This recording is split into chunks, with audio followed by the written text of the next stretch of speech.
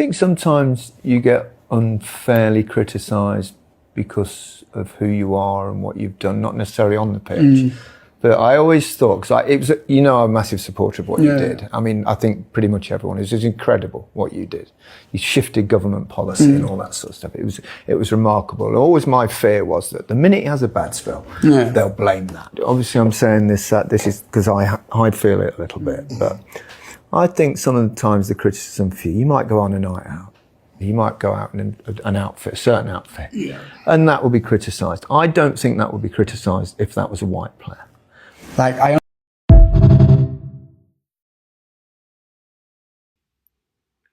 So Gary Lineker has obviously done had a like interview with Marcus Rashford on the Rest Is Football program or channel, and obviously he's given his opinion on what he reckons that Marcus Rashford, the view on Marcus Rashford if he was if he was white.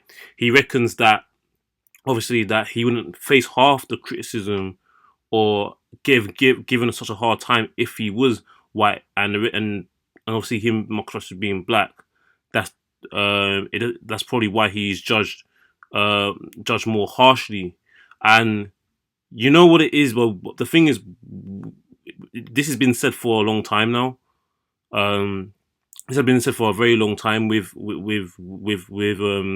these players. We had the same thing with Raheem Sterling. Who was the other person? I remember the time when they talked about the differences in like there was two different. There was a man. This was Man City. I think Phil Foden bought a house, and then there was someone else that bought a house, and then the headline was completely different, despite not starting a game. And I remember, but see, here's the comments, which is interesting. So on the Rest Is Football podcast, that was it. So Gary just saying this now because BBC dashed him away, says it all how long it's been happening since Rash was a teen. Someone's got facts. Rashford's put himself on the line, speak up for what is fair and just. He should be commended.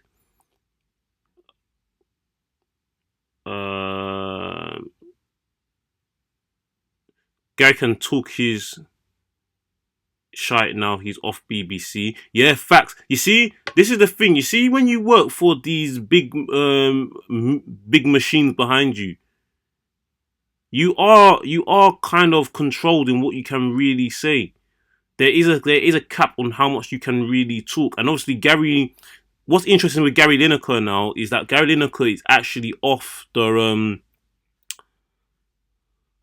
sorry, he's off the BBC because of his like thing with the whole whatever tweet it was. I can't remember. It was recently, and now he's been basically got sacked by the BBC after all this time. He was a Match of the Day presenter for all these years. He was due to stop doing Match of the Day, and I think he was meant to give his last one, and it didn't happen because of the whole backlash. And obviously, people are now praising Gary Lineker for saying things.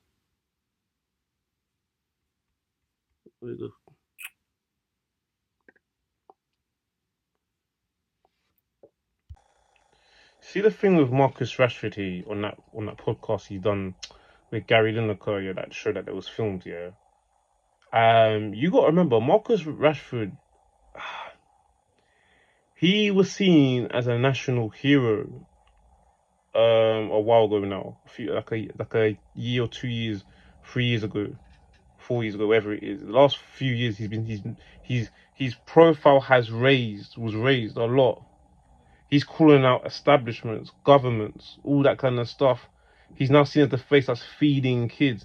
Someone tried to. I seen Joey Barton's responded to that saying, "Oh, it's not because he's black, blah blah blah blah," all these things, and then how he's been seen in NBA and games and that kind of stuff about being like a rapper, or a guy, all this kind of stuff. Let's not talk too much about what this guy is saying, Joey Barton. But he also mentioned that PR. But he did say at the same time, but anyway, still credit to whatever. Do you know what it is, bro? Marcus Rashford's background, he didn't come from privilege, you know what I mean? He struggled himself, so he knows what it's like to go hungry and all them things there. So at the end of the day, he's giving them back. But here's the thing. People the work people love to see a hero fail.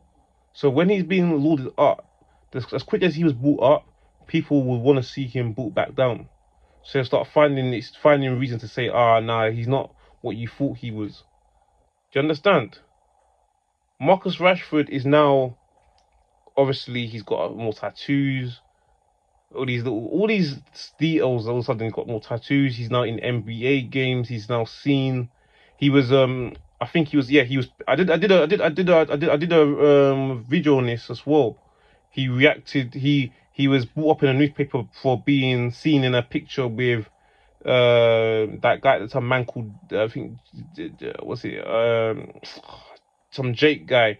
This is the guy that murdered someone called Jimmy Mizzen back in, I think, 2008 in southeast London. He was seen there. So that's another thing to bring him down. Marcus Rashford doesn't know this guy. He could be anybody. He's just anyone from the public that probably wants a photo with him. But then you see how they try to link. You see how they want to kind of like link him. Now the points I'm making about the reason why I'm saying that, because it's now ammunition to bring this guy down now.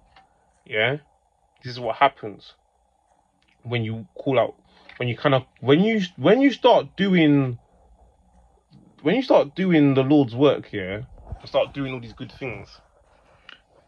It doesn't go. People don't like those kind of things. Well, people do like those things, but a lot of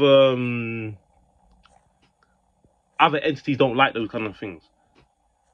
Do you understand? Gary Lineker feels now able to talk more than probably what he wanted to do before, because now he's not controlled by some machine behind him. Do you know what I'm saying? He's allowed to kind of say a bit more. This is what happens when you have things higher up. They don't want you just to be saying anything that they want to have like a saying what you're really saying and what you're not saying. We're all backed by a machine. So yeah, man. Again, I agree with Lineker's assessment of it. Yeah, he probably would be dealt. He probably being dealt with less harsher if he was white. Yeah, I agree. I agree. I totally agree with that. They do it all the time. They've been doing this for years. It's nothing new. It's nothing new.